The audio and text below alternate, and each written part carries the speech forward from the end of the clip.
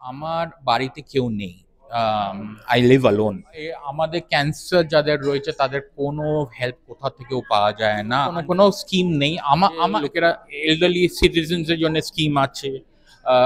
উমেনদের জন্য সরকার বা central government বা আপনার স্টেট গভর্নমেন্টের কি বলে স্কিমস আছে। বাট একটা ক্যান্সার পেশেন্টের তার কোনো স্কিম নেই, কিন্তু তার খরচাটা অনেক। 2022 যদি ইমিউনোথেরাপিটাই খালি ধরে রাখুন, এভরি 21 days যদি আপনার 4 লক্ষ টাকা করে পড়ে, আমার ধরে নিন অ্যারাউন্ড 50 to 60 lakhs খরচা হয়েছে। এই যে ইমিউনোথেরাপি ড্রাগ যেটা হয় সেটা খুবই এক্সপেন্সিভ।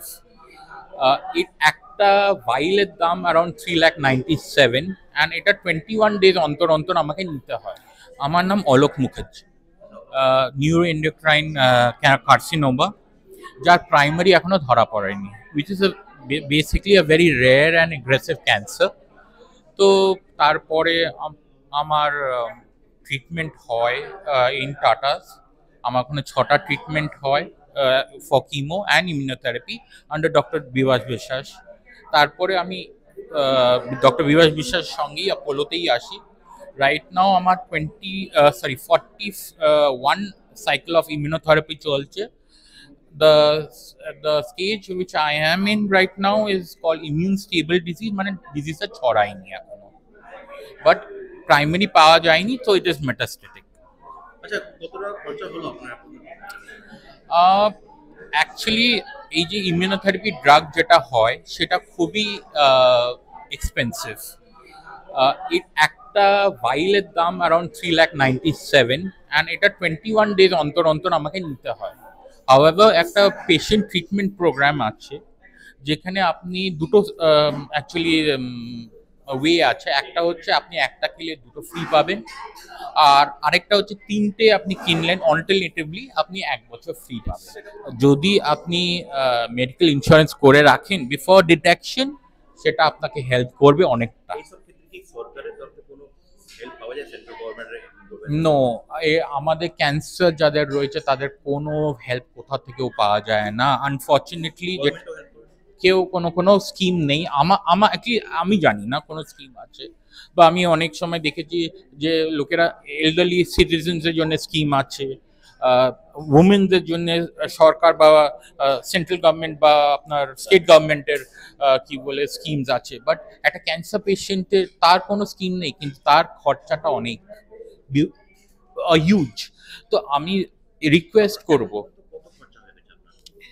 দেখুন আমি অতটা আমি তো নিয়ে বসিনি, বাট আপনি ফ্রম 2022 যদি ইমিউনোথেরাপিটাই খালি ধরে রাখুন, এভরি 21 days যদি আপনার 4 লক্ষ টাকা করে পড়ে, আমার ধরে নিন অ্যারাউন্ড 50 to 60 lakhs খরচা হয়েছে। আমার ডাক্তার বলেছিল যে আমাদের কিমোথেরাপি আছে, রেডিয়েশন আছে, বাট ইমিউনোথেরাপিও আছে, বাট ওটা খরচা সাপেক্ষ। যদি আপনার ওয়ালেট সাপোর্ট করে আপনি নিতে পারেন, বিকজ এটা নেক্সট জেন ট্রিটমেন্ট। যারা পারবে না তারা নিতে পারবে না। So it is the same for me also. যেদিন আমি পারবো না, যেদিন আমার পকেট আমার সাপোর্ট করবে না, আমি সেদিন নিতে পারবো না। আমাকে নর্মাল রেজিমে থাকতে হবে। আবার যদি বাড়ে তখন আবার কিমো নিতে হবে। এই যে সরকার একটা কোনো স্টেপ নেই, কারণ এখন ক্যান্সার ঘরে ঘরে হয়ে যাচ্ছে, আর এটার কোনো এজ লিমিট নেই।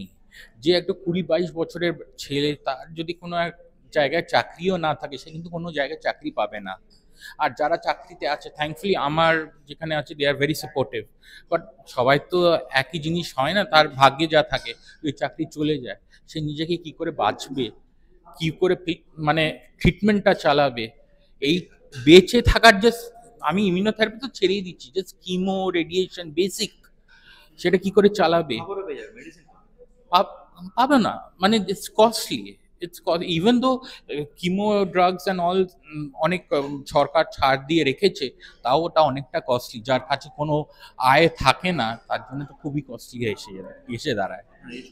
আমার 47, when I was detected was 44। আমার বাড়িতে কেউ নেই। I live alone. মেন্টালি তো খুবই এটা প্রবলেম্যাটিক হয়ে দাঁড়ায়, আমার জন্যও দাঁড়িয়েছিল। I had also psychiatric treatment নিয়েছি মানে in the form of depression pills, but at একটা পয়েন্ট অফ টাইমে গিয়ে আমি যেমন আপনাকে আগেও বললাম যে একটা নিজের থেকে একটা মনটাই শক্ত এসে একটা একজন নিজেকেই শক্ত করে ওঠে। আমি যেটা 2022 সালে ছিলাম আর এখন যেমন আছে আমি অনেকটা ডিফারেন্ট লোক, স্ট্রং হয়ে গেছি, পরিস্থিতি তাই তেমনি, কি করব, কিছু করার নেই। इसमें अभी हमें मालूम चला कि कैंसर होने से कई लोग ऐसे निकले जिनके अपने परिवार वालों ने छोड़ दिया, उनको छोड़ के चले गए। कई ऐसे निकले जिनमें परिवार साथ में था लेकिन फाइनेंशियल सपोर्ट नहीं मिला। कई ऐसे परिवार थे जिसमें कि उनको आगे इतने तरह के थेरेपी थी, उनको कंफ्यूजन था कि हम क्या करें क्या ना करें, क्या इसमें इतना पैसा लगा करके हमें लास्ट में सक्सेस नहीं मिलेगा। तो ये सब जानने के लिए लोगों को कई तरह का सपोर्ट और कई तरह की काउंसलिंग इसमें जरूरी है। इसीलिए Basically, I am Alok Mukherjee. I am a banker by profession, and in 2022, I was diagnosed with cancer. The cancer which was I was diagnosed for was poorly differentiated large cell endocrine carcinoma, which is very rare and supposedly very aggressive. Now, these symptoms, on hindsight, when I read things, I can understand right now that maybe a year or a year previous to my diagnosis, I probably had fatigue, had a pain in my neck, and definitely I didn't have the urge to do things which I was very active in doing. And I had a persistent cough. If I had a cold, it would go for weeks. But the neck pain and the others was probably because of my cervical spondylitis. So I took some, with the recommendation of my GP, I took some muscle relaxants and then started working all over again. Well, in June 2022, there was a stage where I could put my head down. Then further investigations took as an FNAC and your PET scan, then a biopsy was done. And then it was found that it was actually a cancer which has, where the primary has not been located. My GP got in touch with one of the oncologists for a renowned institute. I can't name it right now because it's public here. He gave me 2 doses of chemotherapy, and after which my sister resides in London and my brother-in-law is a doctor up there. So his cousin is a pathologist and had come down to the Kolkata Medical Center out here to give some speech or something like that. He spent around 15 to 20 days. And then he said that, why don't you go to this person out there and give you a block and get your cancer block retested once again. After a few days, I did that, and after a few days when I went, I got the shock of my life that the first 2 chemos that had gone into me is of no use for the cancer I had. Then I suggested her to give me a doctor, and that's how I came to know about my oncologist right now, Dr. Vivas Vishwas, a Jammu person, and he guided me through entirely. I first showed him, and he was very candid. That's the best part about him, which I like, that he told me what I could expect. He didn't give me a rosy picture at all. He told me that, boss, as your cancer is this, it's very aggressive. Yes, as per my books, you have this much time with you, but you will try. Yes, I'll give you very hard chemo, and I'll give you something called immunotherapy if you permit it, because it's very costly. So at that point of time, my in-laws knew that I was suffering from metastatic cancer, but I never knew that. That's the first time I knew about it. So I said, Doc, do whatever you want. I want to live. I just want to live. Do whatever. You give me a hard chemo, give me immunotherapy, do whatever you want. So I underwent 6 more doses of chemo, and right now I am on my 41st dose of immunotherapy out here. And about the side effects, let me tell you, each people have different side effects, and the regimes are different also. So my side effect, I can say that I had polyneuropathy in both my limbs, and another thing is my pituitary gland is underperforming right now, so that's managed medically all through. So this is particularly my journey, and what I can say is that about my journey is that I don't have any family support. My wife unfortunately left me after 2 months of my diagnosis. So I'm totally alone in this world. So definitely this sort of of a group will definitely help me, because I do everything on my own. I go to my work alone, I go to my tests alone, I get my blood reports done on time, I go to the doctor on time, and I mean, do everything in my mind. It goes all in on my mind. So sharing it with this sort of an audience, I mean, and the group would help me. I believe so, because mentally it is, as Dr. said, it's mentally very taxing. Trust me on it. When you're alone, this helps. This goes very, and you have nothing to share. You don't have anyone to share it with. And three things I just want to say is that for the patient, be mentally strong, because half the time or half the war against cancer is here. You can win it here. Rest, believe in your doctor, do your regime, the treatment regime that he says, and I think you should be able to get over this disease. Secondly, to the caregivers, there are certain times that your patient will be very difficult to work with. Don't let go of his hand. Stay with him, because that is the most important time and the most important aspect that you, and the love that you can give him to recover. And the third, to the community out here, I would just come to me that, look, now cancer is not an age-old disease. It's affecting all shades of life, all ages of the community. People who are like me, who are alone and can earn, cancer is a very costly treatment, right? Now, we have elderly schemes. The government has come up with elderly schemes and for women schemes and others. But we as cancer patients, we have a lot of financial problems in our house. And problem is that if we are detected with cancer, we don't get a job somewhere else. Many people do not take out medical insurances. So how do we fit our bills? I'm not asking for sympathy, I'm asking for support from the government, because the government or any other place wherein, because the press is here, the doctors are here, we just require support. And I just hope that this is a very good platform to put on my views. Thank you very much once again for having me. School teacher, আমি স্কুলে physics and maths পড়াই। আমার 2022 সালের শেষে breast cancer detect হয়। তো তখন আমার বড় মেয়ের বয়স 14 বছর আর আমার ছোট মেয়ের 9 বছর। তো আমার তখন 44 ইয়ার্স অফ এজ।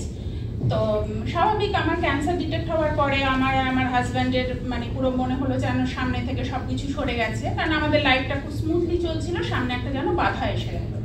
আর আমার হাজব্যান্ড যেহেতু প্রাইভেটে আছেন, ফলে উনি ম্যাক্সিমাম টাইমই বাইরে থাকেন, কি ইন্ডিয়ার মধ্যে কি ইন্ডিয়ার বাইরে, ফলে পুরো দায়িত্ব ফ্যামিলির আমার ওপরে, আমি নিজের কাজকর্ম করে আমার সমস্ত মেয়ে এবং ফুল ফ্যামিলির দায়িত্বটা আমি নিয়ে থাকি। তো এইটা ডিটেক্ট হওয়ার পরে, এবং যখন ডিটেক্ট হয়েছিল তখন উনি আমার সামনেও ছিলেন না, আমিও এরকম একা একা গিয়ে সব টেস্টগুলো করিয়ে এসেছিলাম, এফএনএসি সব কিছু। 2023 সালের জানুয়ারি মাসে আমার এখানে হসপিটালে ট্রিটমেন্ট শুরু হয়। তো আমার যখন বায়োপসি করে ধরা পড়লো, তো তখন সেটা স্টেজ 4, কারণ সেই ক্যান্সার তখন আমার পুরো শির দ্বারা ছড়িয়ে গেছিল ডিফারেন্ট পজিশনে এবং কোমরেও বিভিন্ন জায়গায়। আমি যেহেতু ডক্টর নেই, আমি অত টার্ম জানি না, কিন্তু স্টেজ 4, এবং আমার সেই টিউমারের সাইজ ছিল 5 সেন্টিমিটার। তো আমার রেডিয়েশন 10টা হয়েছিল, সেই রেডিয়েশন ডক্টর শায়ন পালের আন্ডারে 10টা রেডিয়েশন হয়, এবং আমার ট্রিটমেন্ট মেইনলি শুরু হয় ডক্টর অমিত দুয়ারির আন্ডারে। তো উনি বায়োপসি করার পর যেটা দেখা গেছিল, তো ক্যান্সার ডিটেক্ট হয়েছে, বাট আমি তখন তো এটাই আমরা জানি যে এটা অপারেট করতে হবে, কেমোথেরাপি চলবে, ফলে একটা লং প্রসেসে একটা এবং খুব মেন্টাল স্ট্রেসের একটা জায়গা দিয়ে যাবে। তো আমি তখন বুঝতে পারলাম যে এটা আমার বাড়িতে সবার সামনে বসে আলোচনা করা উচিত। তো বাড়িতে যেরকম বাবা মাকে জানাতে হলো, বাবা মা তো খুব আপসেট হয়ে গেল। তো আমার মেয়েদেরকে আমি সেটা ফেস করলাম যে দেখো আমার এরকম ডিটেক্ট হয়েছে ক্যান্সার, তো আমার মনে হয় ব্রেস্ট অপারেশন হবে এবং এটা বাদ যাবে, বাদ যাওয়ার পর যেরকম কেমোথেরাপি চলে, ফলে একটা খুব লং প্রসেস হবে, আমার মানে একটা খুব মেন্টাল ব্যাপার যাবে, এবং আমার ফিজিক্যালিও চেঞ্জ হবে, এটাকে তোমাদের মানিয়ে নিতে হবে। তো আমার বড় মেয়ে দেখলাম খুব স্পোর্টিং, কারণ এখনকার মেয়েরা খুব স্মার্ট হয়, আমাকে খুব স্পোর্টিংলি বললে না এটা কোনো ব্যাপার না, এখন অনেক কিছু হয়, তোমার অপারেশন হবে তারপরে তো ও অনেক কিছু ব্যাপার আছে আবার ঠিক করে দেওয়া যায়। কিন্তু আমার ছোট মেয়ে যেহেতু অনেকটা ছোট ছিল, 9 বছর, তো সে দেখলাম খুব একটা ভালোভাবে মেনে নিতে পারলো না যে মায়ের একটা বডি পার্টস চলে যাবে, এটা সে ভালোভাবে মেনে নিতে পারলো না। তো যাই হোক, তো এই বাধাটার মধ্যে দিয়ে যখন আমি যাচ্ছি, তো তখন আমি মানে এক মুহূর্তের জন্য আমার মনে হয়নি যে হ্যাঁ আমার যিনি, যাকে আমি গুরু বলে মানি, যাকে আমি আমার ভগবান বলে মানি, সেই স্বামীজি বলে গেছেন যে যখন সামনে একটা বাধা আসবে মনে করবে তুমি ঠিক রাস্তা দিয়ে চলেছো, তুমি কখনো সেখান থেকে মনে করবে না তুমি ভুল রাস্তায় চলেছো। তো আমি তখন মনে করলাম ইয়েস, এটাই বোধহয় ঠিক কথা যে আমার এত বাধা আসছে মানে আমি ঠিক রাস্তা দিয়েই চলেছি। তো আমার এটা ডিটেক্ট হওয়ার পর যখন বায়োপসি রিপোর্ট এলো, তো বাচ্চাদের মধ্যেই তো ভগবান থাকে, বোধহয় আপনি ভগবানের কথাটা শুনেছিল, তো দেখলাম যে যেহেতু আমার এটা স্টেজ 4 এবং স্প্রেড করে গেছে, তাই ডক্টর বললেন যে এটা অপারেট করা যাবে না, এবং অদ্ভুতভাবে আমার এই ক্যান্সারটা ছিল ER পজিটিভ HER2 নেগেটিভ, ফলে এটা হরমোন ট্রিটমেন্ট দেওয়া হবে। তো হরমোন থেরাপি আমার শুরু হলো। সত্যি আমি কোনোদিন এটার নামও শুনিনি, আমি জানিও না, আমি জানি ক্যান্সার মানে অপারেশন হবে, কেমোথেরাপি, রেডিয়েশন, এগুলোর উপরেই থাকে। হরমোন থেরাপিও যে কিছু হতে পারে আমার কোনো আইডিয়া ছিল। হয়তো এটাই আমার কাছে আশীর্বাদ হয়ে এলো যে আমার কোনো অপারেশন হলো না এবং আমার হরমোন ট্রিটমেন্ট শুরু হলো, কেমোথেরাপি, রেডিয়েশন থেরাপি 10টা এবং তার সাথে হরমোন থেরাপি। এবং আজকে আমি বলছি আমার 2023 থেকে ট্রিটমেন্ট শুরু হয়েছে, আজকে 2025 এর মিডল। আমি এখনো এভরি মান্থে ডাক্তারের কাছে আসি এবং আমার হরমোন ট্রিটমেন্ট চলে, কিন্তু আমার মোটামুটি 6 মাস থেকে 1 বছরের মধ্যে কিন্তু আমার শরীরে কোনো ক্যান্সার সেল আর ছিল না, সমস্ত ক্যান্সার সেল আমার শরীর থেকে চলে গেছে, এবং 6 মাস বাদে বাদে যখন পেট সিটি হয় সেটা নর্মালি দেখা যায়।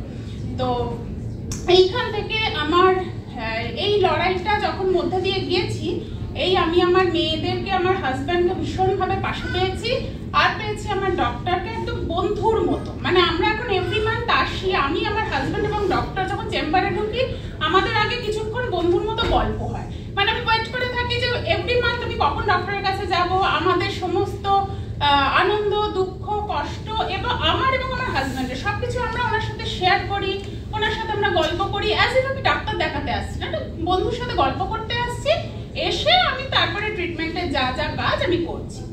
আমার হরমোন থেরাপি কতদিন চলবে, কি চলবে আমার জানা নেই, যদি আমার সারা জীবনও চলে আমার কিছু যাবে আসবে না। তার কারণ হচ্ছে যে অনেকেই আছে যে সুগারের ওষুধ সারা জীবন খেয়ে যান, থাইরয়েডের ওষুধ সারা জীবন খেয়ে যান, তো সেইখানে আমি যদি হরমোন থেরাপির জন্য আমার 2টো ট্যাবলেট আমি সারা জীবনের জন্য খাই, তাহলে তো আমার কিছু যাবে আসবে না। ফলে সেইভাবে আমি এটাকে অ্যাকসেপ্ট করলাম। আরেকটা জিনিসকে আমি অ্যাকসেপ্ট করলাম, যেহেতু আমার হরমোন থেরাপি, আমার তখন 44 ইয়ার্স অফ এজ ছিল, তো আমার হরমোন থেরাপির মেন কাজটা ছিল যে মেয়েদের যে পিরিয়ডস হয় সেই পিরিয়ডসের জন্যই টিউমারটা বড় হচ্ছিল, ফলে আমাকে ওটাকে আর্লি স্টপ করতে হবে। ফলে আমার আর্লি মেনোপজ চলে আসবে, এবং মেনোপজ আসলেই মেয়েদের বিভিন্ন রকম প্রবলেম শুরু হয়ে যায়। তো সেই প্রবলেমগুলো নাকি ফেস করা খুব ডিফিকাল্ট হয়। আমি তো আগে কখনো যাইনি ওই ফেসে, ফলে আমি জানি না। তো ওই প্রবলেমগুলোকে ফেস করতে গেলে আমি যেটা বুঝলাম যে আগে আমার নিজেকে ঠিক হতে হবে। আমরা তো সবাইকে দেখছি, পরিবারকে দেখছি, কে কেমন আছে, কিন্তু আমরা মেয়েরা বোধহয় আমরা নিজেরা নিজেদেরকে দেখতে ভুলে যাই। তো সেই নিজেরা নিজেদেরকে দেখতে হবে। তো সেই জায়গাটা থেকে আমি বুঝতে পারলাম যে আমার স্কুল করছি, কাজ করছি, ঠিক আছে, তার বাইরেও আমাকে নিজের একটা জগৎ তৈরি করতে হবে। সেই জগৎ তৈরি করার জন্য আমি একটু সোশ্যাল মিডিয়াতেও দেখেছিলাম কয়েকজন ক্যান্সার উইনিং এর এরকম ইন্টারভিউ, তাতে দেখলাম যে যদি যোগা করা যায় তাহলে ভীষণভাবে মেন্টাল পিস পাওয়া যায়। এবং আমি ধীরে ধীরে একটু একটু করে যোগা শুরু করি। সত্যি আমি আজকে এসে ভীষণ হেল্প পেয়েছি। মানে প্রথমে আমার মেডিটেশন শুরু করতে টাইম লাগতো, প্রথমে সমস্যা হতো, প্রথমে 1 মিনিট, 2 মিনিট, 5 মিনিট করতে করতে আমি এখন হাফ অ্যান আওয়ার যদি কোনোদিন বসতে না পারি না, আমার মনটা ছটফট করে, মনে হয় যে আমি কেন বসতে পারলাম না, আজকে আমি বসতে পারলাম না, আজকে আমাকে বসতেই হবে, এরকম একটা ফিলিংস হয়। ঠিক আছে, যোগা মানুষকে ভীষণভাবে মাথা, শরীর ঠান্ডা করে, এবং মেন্টাল ব্যাপারটা তো সবার আগে, মানে মেন্টালি আমি যদি ঠিক থাকি তাহলে আমি ফিজিক্যালিও ঠিক থাকবো। তো সেই মেন্টাল ব্যাপারটা আমাকে আমাকে যোগা ভীষণভাবে ফিজিক্যালি মেন্টালি সমস্ত কিছু দিকে আমাকে মানে খুব হেল্প করলো, স্ট্রং করলো। আমি এভরিডে ভোর 5টায় ঘুম থেকে উঠি এবং আমার মিনিমাম 6:30 পর্যন্ত আমার কাজ হচ্ছে আমি নিজেকে, আমি যোগা করি, প্রাণায়াম করি, মেডিটেশন করি, ওয়াক করি, কিছু ফ্রি হ্যান্ড এক্সারসাইজ করি, এগুলো করি। তারপর কিন্তু আমার পুরো বাড়ির কাজ শুরু হয়, মানে আমার 2 বাচ্চা স্কুলে বেরোয়, আমার হাজব্যান্ড বেরোয়, থাকলে আমি বেরোই, সেই কাজ কিন্তু আমি এখনো নিজে হাতেই করি, মানে এখনো অব্দি আমাকে কারোর উপর হেল্প করতে হয়নি, আমি নিজেই করি। हमारे यहाँ पे आज 15 साल होने को जा रहा है ये अपोलो कैंसर सेंटर खुलने के बाद में, और हम लोग को हमने यही देखा है कि अपोलो कैंसर सेंटर का रिक्वायरमेंट कितना है, यहाँ पर इतना ट्रीटमेंट मिला आप लोगों को। ये ट्रीटमेंट जब हमारा कैंसर ग्रुप ने देखा है तो हमें यही दिखाई दिया है कि किसी का कैंसर होने से वो एक आदमी को अफेक्ट नहीं करता, पूरा फैमिली को अफेक्ट करता है।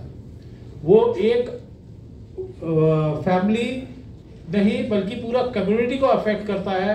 जब वो एक से ज़्यादा लोग में होता है तो हमारा पूरा कम्युनिटी जो है वो उसको अफेक्ट करता है। अकेले इस बीमारी को फेस करना एक बहुत मुश्किल टास्क है। ये तभी हम लोग इसको फेस कर सकते हैं जब हम लोग साथ में एक फैमिली की तरह रहें और एक दूसरे का सपोर्ट दे सकें।